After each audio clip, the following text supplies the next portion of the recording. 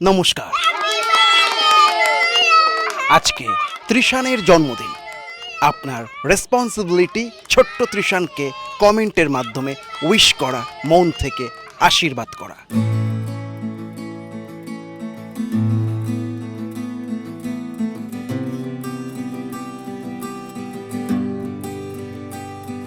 Happy birthday Trishan, তুমি খুব ভালো থেকো, সুস্থ থেকো, আনন্দে থেকো।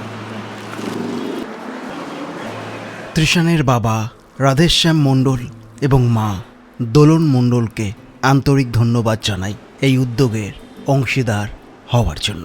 দুজনেই খুব ভালো থাকবেন।